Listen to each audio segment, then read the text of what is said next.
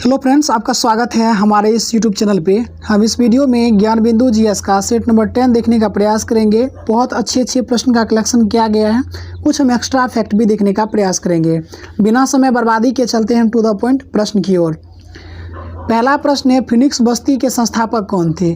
Phoenix बस्ती कहिए या Phoenix form, इसके संस्थापक कौन थे? महात्मा गांधी। और ये दक्षिण अफ्रीका के डरबन में स्थापित किया गया था सन 1904 में। नेक्स्ट प्रश्न है, कैबिनेट मिशन प्लान ने भारत के लिए निम्नलिखित में से किस पर विचार किया? तो कैबिनेट मिशन जो आया था ये 24 मार्च 1946 को आया था और उसने भारत को एक महासंघ के रूप में प्रस्तुत करने का विचार लाया। याद रखेंगे कि कैबिनेट मिशन में कुल 3 सदस्य थे, Pethick Lawrence, Stafford Cripps, A V Alexander. और पैंथिक लॉरेंस जो थे, ये कैबिनेट मिशन का जो आया था ये प्लान, ये पैंथिक लॉरेंस के नेतृत्व में आया था। निम्नलिखित में कौन सी नेहरू रिपोर्ट की अनुशंसा नहीं थी? तो नेहरू रिपोर्ट जो है 28 अगस्त 1928 को पंडित मोतीलाल नेहरू के द्वारा प्रस्तुत किया गया। इसमें डोमिनियन स्टेट का मांग किया गया, बिल्कुल सही है। वयस्क मताधिकार और एकात्मक एवं लोकतंत्रीय केंद्र की व्यवस्था की गई, लेकिन इसमें पृथक निर्वाचन का कहीं भी प्रावधान नहीं था। कांग्रेस में इनमें से किसने समाजवादी दृष्टिकोण का प्रतिनिधित्व किया? तो दिए गए विकल्प में नरेंद्र देव, आचार्य जयप्रकाश नारायण अगर इनकेस रहता तो वो हो जाते, मीनू मसानी इत्यादि का अहम रोल रहे, खास करके कांग्रेस में समाजवादी दृष्टिकोण।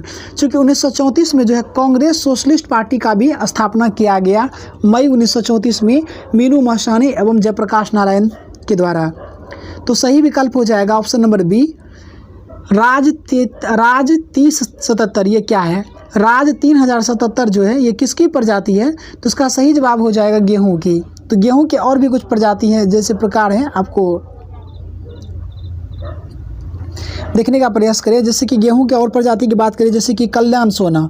कल्याण सोना खास करके पूछा गया एग्जाम में कि कल्याण सोना क्या है? तो ये गेहूं की किस्म है। कल्याण सोना और अर्जुन ये कृष्ण, और ये जो है गेहूं की सहायक, मतलब गेहूं की जो एक प्रजाति है। धान के बारे में याद रखिए कि जमुना, करुणा, जया, पद्मा। जमुना, जया, करुणा और पद्मा ये गेहूं की, और ये जो है धान की किस्म है। इसमें सुगंधा, रत्ना जो है ये धान की किस्म है। जबकि मक्का की बात करें तो गंगा 5 और गंगा 11, ये दोनों गंगा 5, गंगा 11, डेक्कन 101 ये जो है मक्का की किस्म है। भारत का सबसे महत्वपूर्ण खनिजपूर्ण रॉक कौन सा है? तो भारत में जो सबसे महत्वपूर्ण खनिजपूर्ण रॉक है, तो दिए गए विकल्प में धारवाड़ तंत्र सही है। तो ऑप्शन नंबर बी सही हो जाएगा, क्योंकि धारवाड़ सेल जो है ये अवसादी चट्टानों से परिपूर्ण है। ऑप्शन नंबर बी सही जवाब होगा। निम्नलिखित में कौन सुमेलित नहीं है? तो अमगुड़ी पेट्रोलियम उत्पादन के लिए प्रसिद्ध है। अमगुड़ी पेट्रोलियम उत्पादन के लिए सही है। ला जंगद जो है बॉक्साइट के लिए प्रसिद्ध है। और बेल्लारी जो है ये लौह के लिए प्रसिद्ध है। तो ऑप्शन नंबर सी इसका गलत जवाब हो जाएगा। नेक्स्ट क्वेश्चन देखें कि भारत की संसद किसके या किनके द्वारा मंत्री परिषद के कृत्य के ऊपर नियंत्रण रख सकती है? तो दिए गए विकल्प में स्थगन प्रस्ताव, प्रश्नकाल और अनुपूरक प्रश्न तीनों के द्वारा मंत्री परिषद के कृत्य पर नियंत्रण रख सकती है भारतीय संसद। तो इसका विकल्प सभी सही जवाब हो जाएगा। नेक्स्ट प्रश्न देखें कि संसद में बजट के पारित होने के विभिन्न चरण का सही अनुक्रम क्या है? तो ये प्रश्न एक अच्छे खासी लेवल का माना जा सकता है। तो पहले क्या होता है कि एक्चुअली आपको पता होना चाहिए कि संसद में बजट पारित होने की एक लंबी प्रक्रिया होती है, और जिसे कि मुख्य रूप से 6 चरण से गुजरना पड़ता है। पहले बजट को पेश किया जाएगा, फिर बजट पे बहस होगा, उसके बाद विभागीय समिति के द्वारा जाँच किया जाता है, और उसके बाद अनुदान की मांग पर मतदान होगा, फिर विनियोग विधेयक पारित किया जाएगा, और लास्ट में वित्त विधेयक पारित हो जाएगा।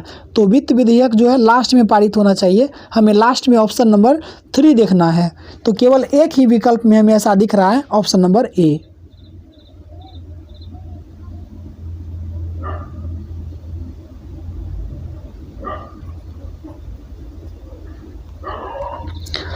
नेक्स्ट देखें कि उच्चतम न्यायालय के द्वारा विशाखा के बाद जो मार्गदर्शन दिया गया वह किसके संबंध में है? तो ये जो है 1997 में हालांकि ये सुप्रीम कोर्ट के द्वारा फैसला दिया गया था, जिसे कि विशाखा गाइडलाइन के नाम में जाना जाता है। इसका संबंध था कार्यस्थल पर यौन उत्पीड़न से। तो ऑप्शन नंबर डी सही हो जाएगा। निम्न कथन पर कौन सा एक सत्य नहीं है?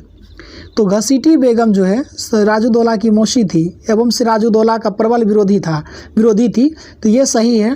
प्रसिद्ध ब्लैक होल घटना प्लासी युद्ध के बाद घटित हुआ, तो बिल्कुल यही कथन गलत है, क्योंकि ब्लैक होल घटना जो हुआ था ये 20 जून 1756 को हुआ, जबकि प्लासी का युद्ध कब हुआ? 23 जून 1757 को।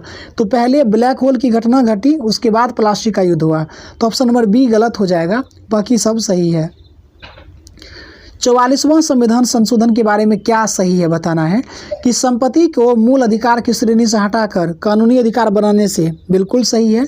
19 का एफ और 31 अनुच्छेद को संशोधित कर दिया गया 44वां संविधान संशोधन के तहत, और इसी में यह भी प्रावधान किया गया है कि अगर किसी क्षेत्र में राष्ट्रपति शासन लगाना चाहेगा, राष्ट्रीय आपात अगर लगाने की अगर स्थिति आ जाए, तो केंद्रीय मंत्रिमंडल को लिखित देना पड़ेगा कि राष्ट्रीय आपात लगाया जाए।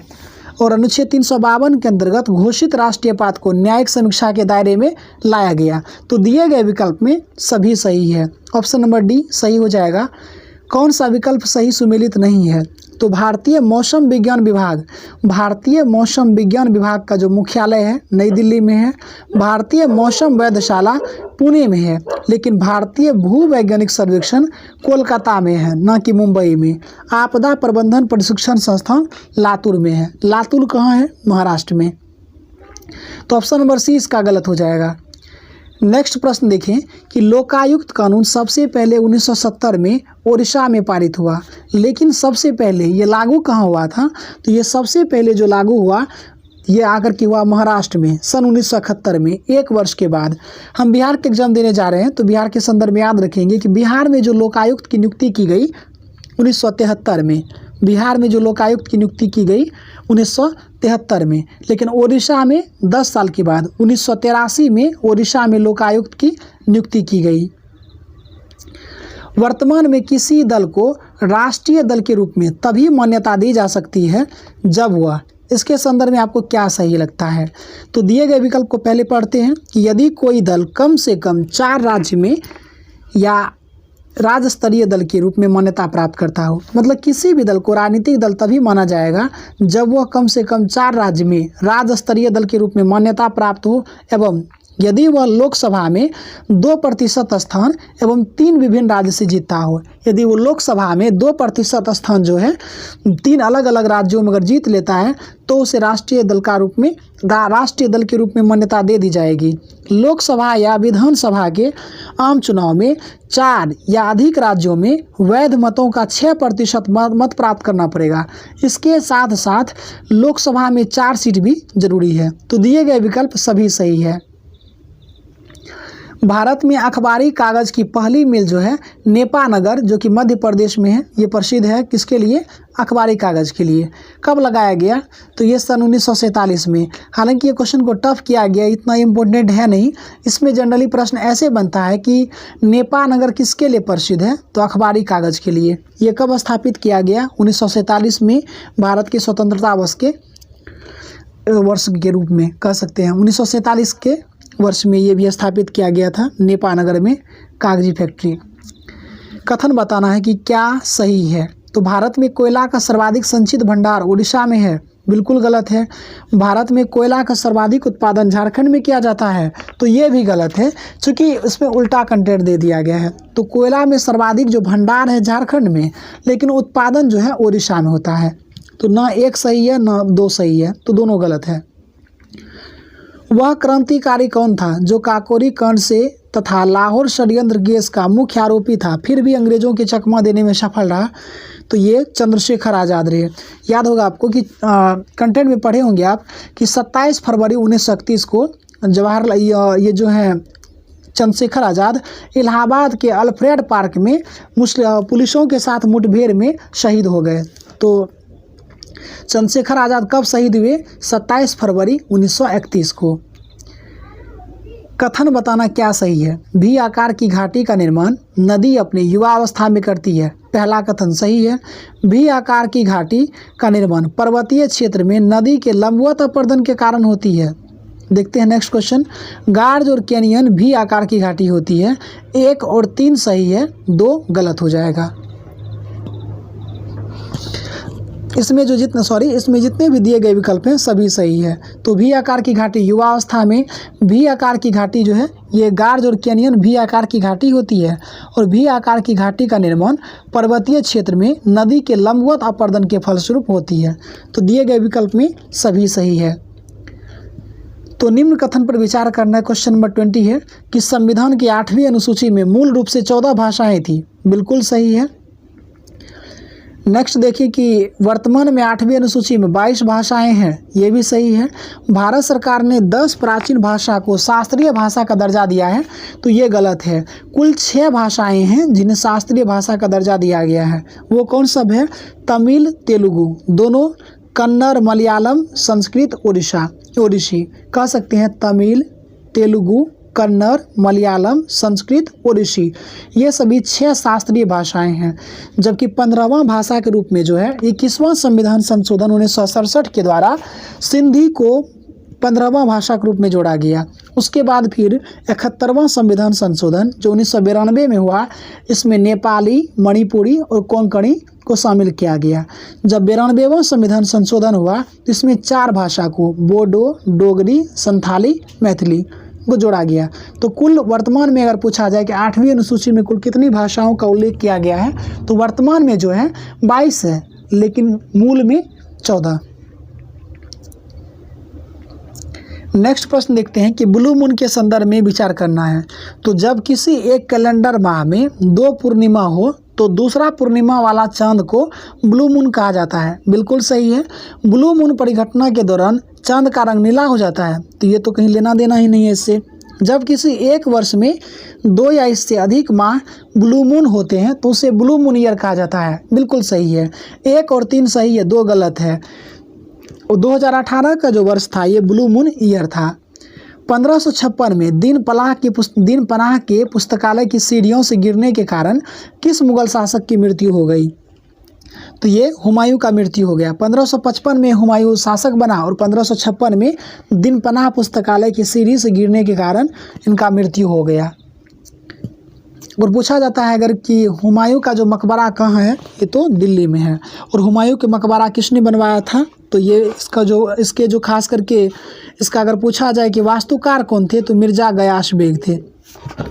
और इतिहासकार लेनपुल ने लिखा है हुमायूं के बारे में। इतिहासकार लेनपुल ने कहा था हुमायूं के बारे में कि वह जीवन भर ठोकर खाते रहा और ठोकर खा के ही उनके जीवन का अंत हुआ।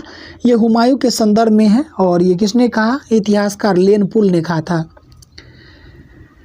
आपको ये है बहुउद्देशीय परियोजना और नदी से संबंधित बताना है। क्या सही है? हिडकल परियोजना घाटप्रभा नदी पर सही है। माता टीला परियोजना पेन्नार नदी गलत है, क्योंकि माता टीला परियोजना जो है बेतवा नदी पर है और इससे लाभान्वित है उत्तर प्रदेश, मध्य प्रदेश। तेलुगु गंगा परियोजना जो है ये कृष्णा नदी पर है।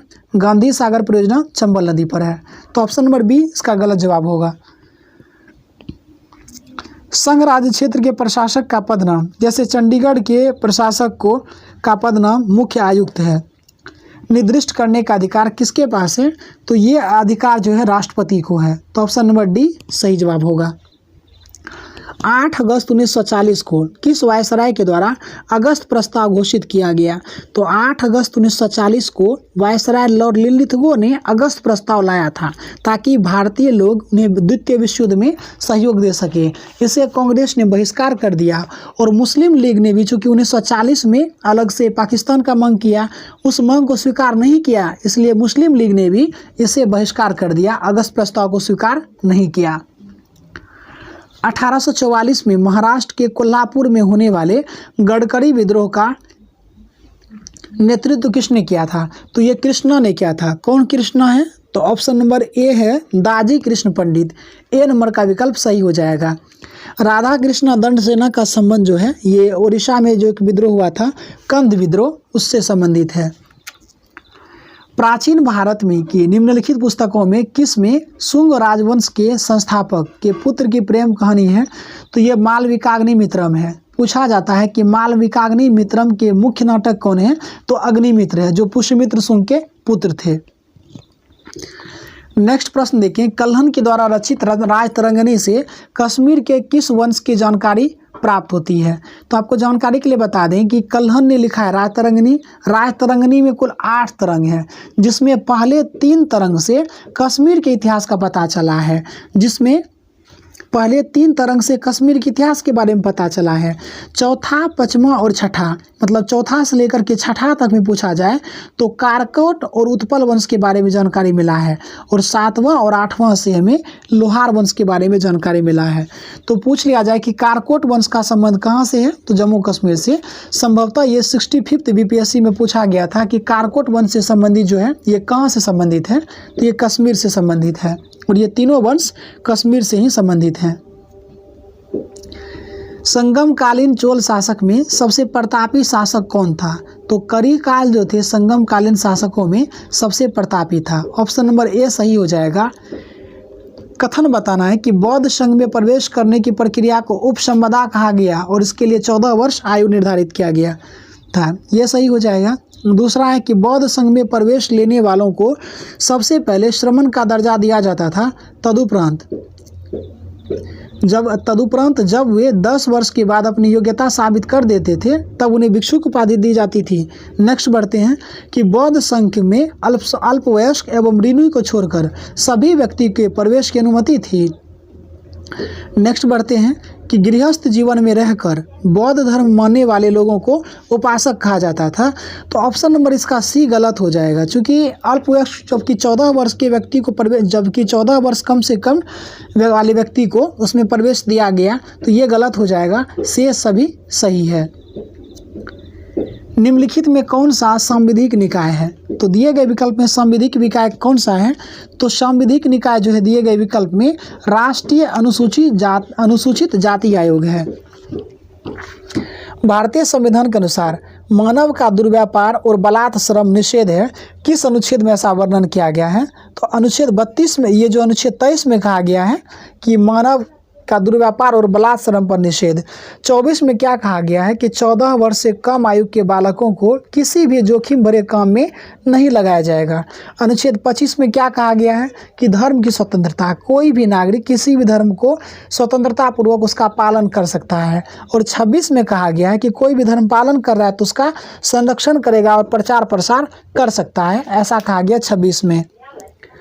भारतीय संविधान के किस अनुच्छेद में सर्वोच्च तथा उच्च न्यायालय की भाषा का उल्लेख किया गया है? तो अनुच्छेद 348 में जो है ये सर्वोच्च न्यायालय और उच्च न्यायालय की भाषा का उल्लेख किया गया है।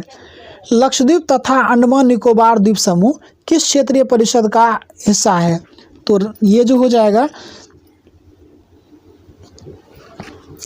तो लक्षद्वीप और अंडमान निकोबार द्वीप समूह जो है किसी भी क्षेत्रीय परिषद का हिस्सा इसे नहीं रखा गया है, लक्षद्वीप और अंडमान निकोबार द्वीप समूह को। जब राज्य पुनर्गठन आयोग 1956 में हुआ था, चूंकि राज्य पुनर्गठन आयोग जो है वो अधिनियम 1953 में गठित किया गया 1953 में, लेकिन अधिनियम बन गया 1956 में। इसके तहत संपूर्ण देश को 5 क्षेत्रीय परिषद में बांट दिया गया है। कितने? 5 क्षेत्रीय परिषद में।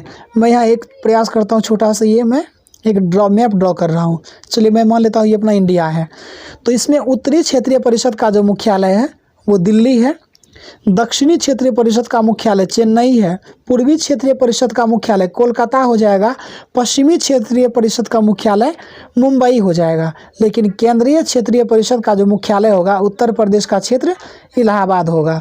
तो ऐसे कुछ याद रखेंगे आप। बिहार राज्य के कुल भौगोलिक क्षेत्रफल के कितने प्रतिशत पर वन पाए जाते हैं? तो बिहार राज्य के कुल क्षेत्रफल के 7.7% हिस्से पर वन पाए जाते हैं। मरुस्थल के नकारात्मक प्रभाव को कम करने हेतु किस वित्त वर्ष में मरुभूमि विकास कार्यक्रम लॉन्च किया गया? तो ये सन 1977-78 में मरुभूमि विकास कार्यक्रम लॉन्च किया गया। नेक्स्ट प्रश्न देखें कि भारतीय समाचार पत्रों के प्रति कठोर प्रेस कानूनों की समीक्षा के लिए सन 1921 में किसकी अध्यक्षता में प्रेस इंक्वायरी कमेटी नियुक्ति की गई? तो ये तेज बहादुर सप्रू की अध्यक्षता में प्रेस इंक्वायरी कमेटी की नियुक्ति की गई सन 1921 में लॉर्ड डिरिंग के काल में। कांग्रेस का 1906 का कलकत्ता अधिवेशन में का महत्व किस लिए है कि इसी अधिवेशन में दादा भाई नौरोजी ने स्वराज की मांग प्रस्तुत की। सही है। इस अधिवेशन में अध्यक्ष पद को लेकर उदारवादी तथा उग्रवादी के बीच विवाद उत्पन्न हो गया। ये भी सही है। इसी अधिवेशन में उग्रवादियों ने स्वदेशी आंदोलन, बहिष्कार आंदोलन, राष्ट्रीय शिक्षा नीति एवं स्वशासन से संबंधित 4 प्रस्ताव पारित किए। तो दिए गए विकल्प में सभी सही है। नेक्स्ट प्रश्न देखें कि राष्ट्र जैविक कृषि को बढ़ावा देने हेतु किस पंचवर्षीय योजना में राष्ट्रीय जैविक खेती परियोजना की नींव की शुरुआत की। तो ये जो है 10वीं पंचवर्षीय योजना 2004 ईस्वी में जो है राष्ट्रीय जैविक खेती परियोजना की शुरुआत की। और 2016 में पहला जो जैविक राज्य बना, जैविक कृषि करने वाला जो राज्य बना, सिक्किम बना वर्ष 2016 में। भारत में फसलों की सिंचाई हेतु सबसे प्रमुख साधन क्या है। तो भारत में फसल की सबसे जो सिंचाई का महत्वपूर्ण साधन है वो कुआं और तालाब है। लगभग 62% जो खेती होता है वो कुएं और नलकूप के सिंचाई से, मतलब 61.54 के अप्रॉक्स। सीगिरिया कला का संबंध किससे है। तो ये बौद्ध चित्रकला से संबंधित है, सीगिरिया कला का संबंध। ऑप्शन नंबर बी सही हो जाएगा। तो सीगिरिया कला संबंधित है चित्रकला से। संविधान का कौन सा अनुच्छेद उच्च न्यायालय को अभिलेख न्यायालय घोषित करते हुए अवमानना के लिए दंड देने की शक्ति प्रदान करता है। तो ये जो है अनुच्छेद 215 में कहा गया है कि अनुच्छेद 215 में कहा गया है कि उच्च न्यायालय मतलब राज्य का जो न्यायालय होगा ये एक अभिलेखीय न्यायालय होगा, जबकि 129 में कहा गया है कि सर्वोच्च न्यायालय एक अभिलेखीय न्यायालय होगा। तो ऑप्शन नंबर इसका ए सही हो जाएगा। सुमेलित कौन नहीं है। तो प्रेरी जो है उत्तरी अमेरिका सही है। वेल्ड ऑस्ट्रेलिया बिल्कुल गलत है। वेल्ड जो ऑस्ट्रेलिया नहीं बल्कि साउथ अफ्रीका होगा। स्टेपीज यूरोप सही है।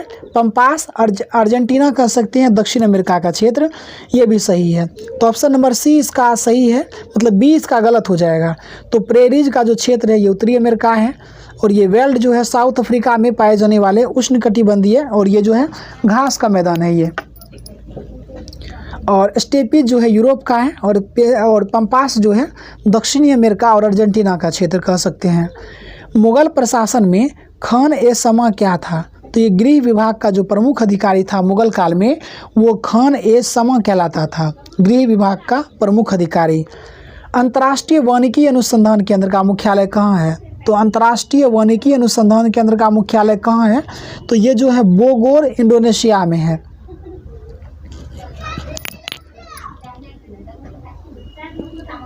और ये जो है 5 मार्च 1993 को स्थापित किया गया था। अंतर्राष्ट्रीय वानिकी अनुसंधान का मुख्यालय कहाँ है, बोगोर इंडोनेशिया। उत्तर प्रदेश अपना स्थापना दिवस कब मनाता है। तो ये 24 जनवरी को उत्तर प्रदेश अपना स्थापना दिवस मनाता है, जबकि 21 जनवरी को आप याद रखेंगे कि मणिपुर, चूँकि इधर मेघालय का क्षेत्र हो जाएगा, इधर मणिपुर हो जाएगा, मेघालय, मणिपुर और इधर चले आएंगे तो यहाँ पे त्रिपुरा। तो 21 जनवरी को जो मनाता है मेघालय, मणिपुर और त्रिपुरा। और 22 मार्च को बिहार स्थापना दिवस मनाता है। तो इसका सही जवाब हो जाएगा ऑप्शन नंबर सी।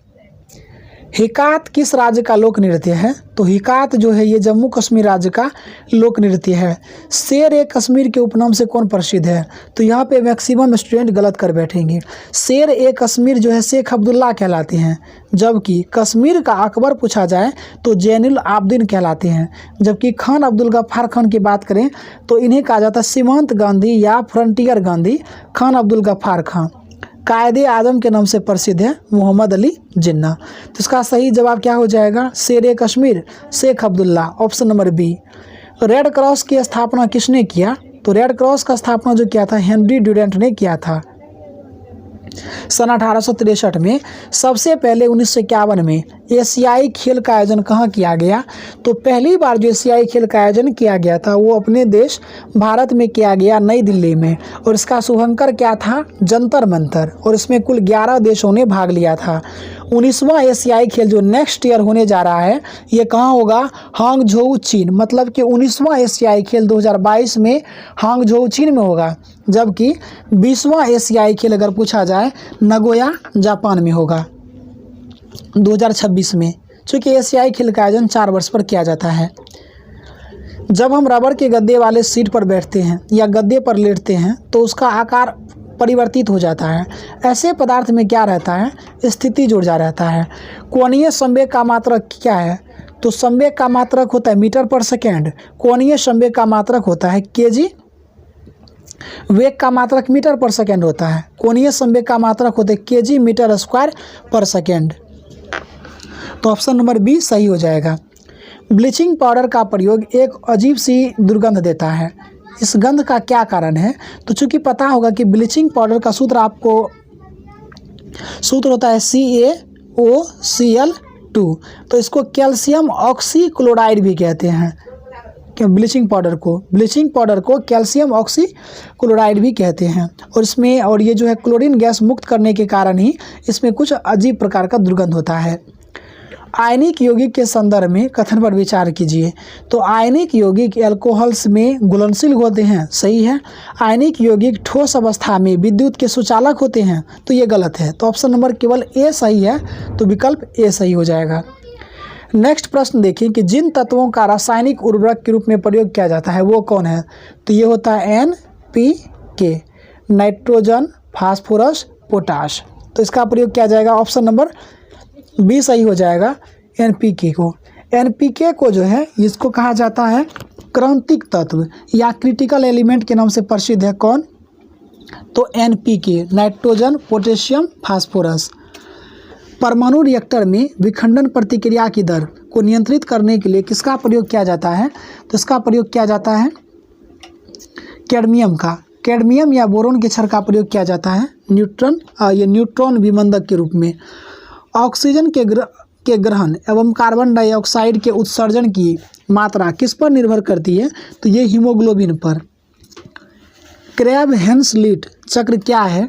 तो यकृत में यूरिया संश्लेषण हेतु होता है ये क्रैब हेंसलिट चक्र। इधर आपको बताना है 59 में क्या सही है। इसको थोड़ा हम छोटा करते हैं ताकि हम इसे अच्छे से मैच कर पाएँ। तो हृदय का सम्मिलन, हृदय का क्या होता है कि जैसे रक्त को संपूर्ण शरीर में पहुंचाना किसका काम है? तो ये हृदय का, क्योंकि हृदय जो हमारे शरीर में रक्त पंपिंग स्टेशन की तरह काम करता है, तो इसका होना चाहिए ये। दूसरा देखिए, रक्त को शरीर से हृदय पहुंचाना, रक्त को शरीर से जो हृदय पहुंचाएगा ये किसका काम है? कोशिका का। कोशिका का काम है रक्त को शरीर से हृदय पहुँचाना।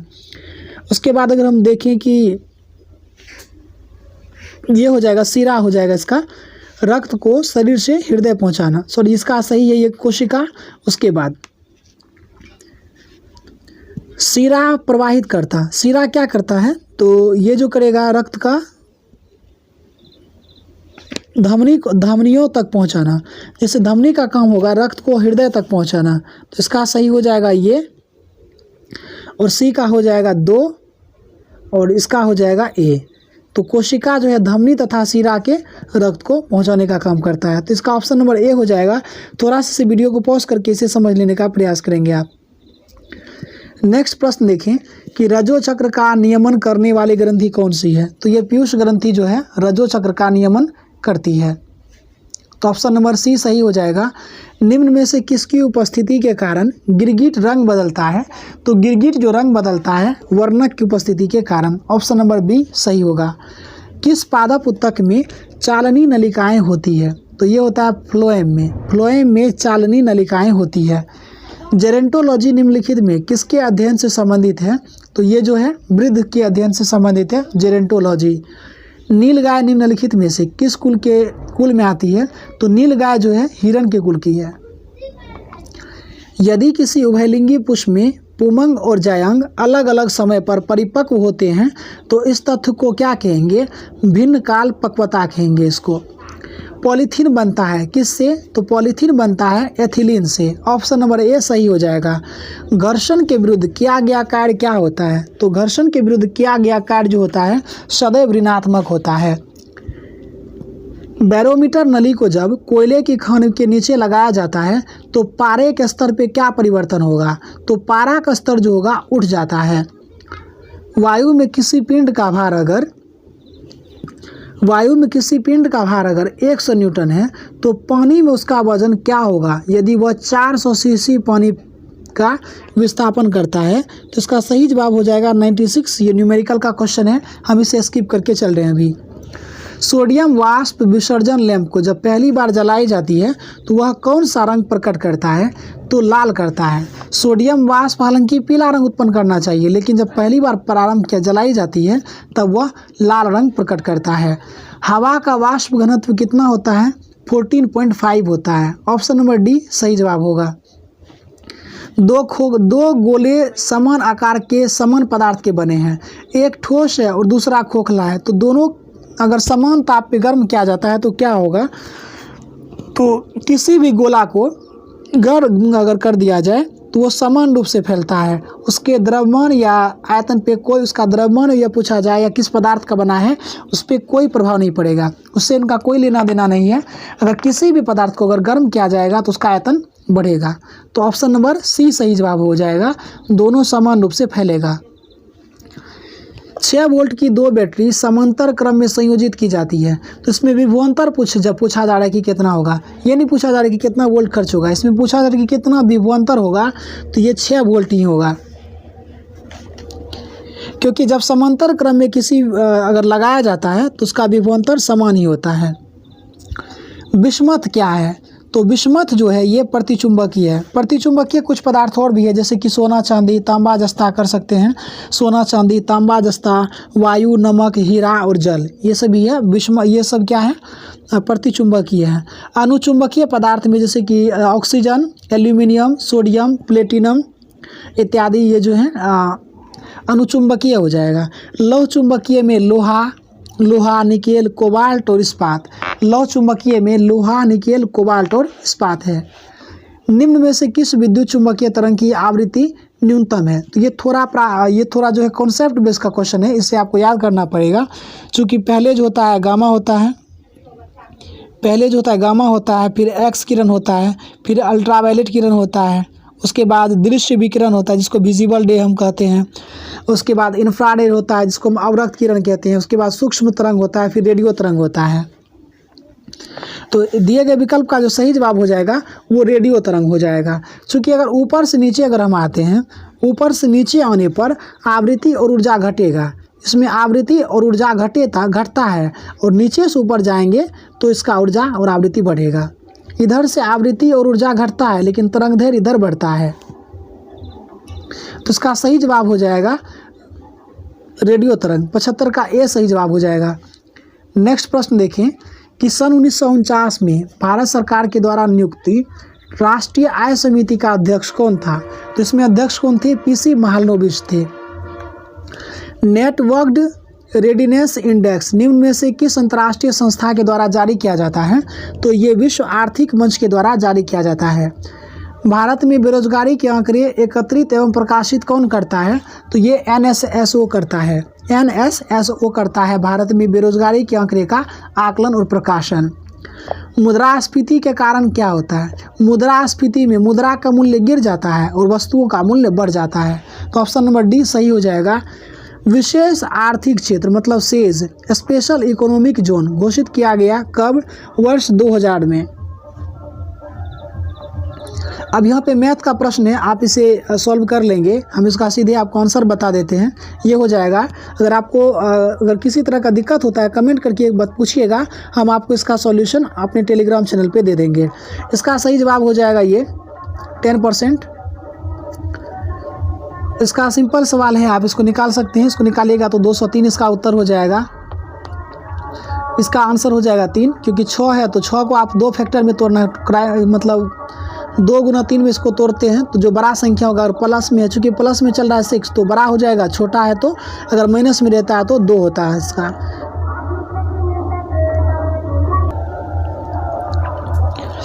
नेक्स्ट देखें कि 28 अक्टूबर 2021 को केंद्र सरकार ने भारतीय रिजर्व बैंक के गवर्नर शक्तिकांत दास को कितने वर्षों का सेवा विस्तार किया है?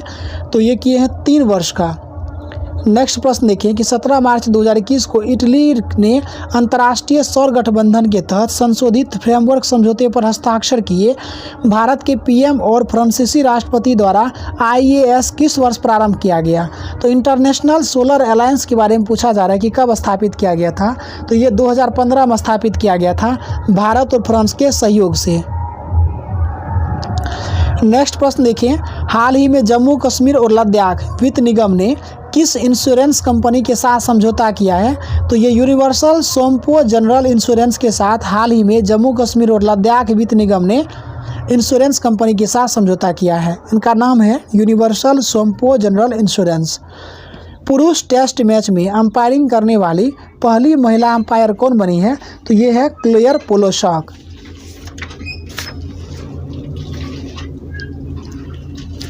2 सितंबर 2021 को सिद्धार्थ शुक्ला का निधन हो गया। तो सिद्धार्थ शुक्ला का निधन हो गया, वह क्या थे? तो वो एक अभिनेता थे। सेव यूथ सेव नेशन किसके द्वारा लिखी गई पुस्तक है? तो सीमा हिंगोनिया ने सेव यूथ सेव नेशन पुस्तक लिखी है। भारत और इजराइल ने किस क्षेत्र में सहयोग के लिए 3 वर्ष की कार्य योजना पर हस्ताक्षर किया है? तो कृषि के साथ। तो भारत ने कृषि क्षेत्र में सहयोग के लिए इजराइल प्लस फिजी के साथ भी समझौता किया है। तो मित्रता का अंतर्राष्ट्रीय दिवस कब मनाया जाता है? तो मित्रता का अंतर्राष्ट्रीय दिवस मनाया जाता है 30 जुलाई को। ऑप्शन नंबर ए सही हो जाएगा। हाल ही में सरकार के द्वारा किस भू रासायनिक योजना पोर्टल का शुभारंभ किया गया है? तो ये युक्ति धारा पोर्टल शुरू किया गया है। तो ऑप्शन नंबर ए सही हो जाएगा। 10 अक्टूबर 2021 को किस देश में विश्व की पहली स्वचालित चालक रहित ट्रेन का अनावरण किया गया? तो ये जर्मनी में किया गया। ऑप्शन नंबर बी सही हो जाएगा। US इंडिया बिजनेस काउंसिल ने किन 2 भारतीय कारोबारियों को ग्लोबल लीडरशिप अवार्ड 2021 प्रदान करने की घोषणा की है? तो ये शिव नाडार और मल्लिका श्रीनिवासन को दिया जाएगा ग्लोबल लीडरशिप अवार्ड। नेक्स्ट प्रश्न देखें कि किस देश का पहला स्मार्टफोन आधारित ई वोटिंग ऐप लॉन्च किया है? तेलंगाना। तो स्मार्टफोन आधारित ई वोटिंग ऐप लॉन्च किया गया तेलंगाना के द्वारा। लगातार 22 वनडे जीत का वर्ल्ड रिकॉर्ड किस देश की महिला क्रिकेट टीम ने बनाया है? ऑस्ट्रेलिया ने बनाया है। 3 अक्टूबर 2021 को संपन्न टेनिस प्रतियोगिता सोफिया ओपन 2021 के पुरुष एकल का खिताब किसने जीता है? तो ये जेनिक सिनर ने जीता है टेनिस प्रतियोगिता सोफिया ओपन। विवा टेक 2021 का 5वां संस्करण कहाँ आयोजित किया गया था? तो ये पेरिस में किया गया विवा टेक 2021 का 5वां संस्करण का आयोजन। 24 से 28 सितंबर 2021 के मध्य पहला हिमालयन फिल्म महोत्सव का आयोजन स्थल क्या है? तो ये लेह लद्दाख में किया जाएगा पहला हिमालयन फिल्म महोत्सव का आयोजन। तो ये 100 प्रश्न का सेट रहा। आई होप आपको अच्छा लगा होगा। बाकी वीडियो संबंधित किसी भी प्रकार का गिला शिकवा हो तो कमेंट करके हमसे पूछ सकते हैं। बाकी आप इसका PDF प्राप्त करना चाहेंगे तो हमारे टेलीग्राम चैनल से जुड़ सकते हैं। उसका लिंक हमारे इस वीडियो के डिस्क्रिप्शन बॉक्स में दिया गया है। तो मिलते हैं आपको अगले वीडियो में, तब तक के लिए धन्यवाद।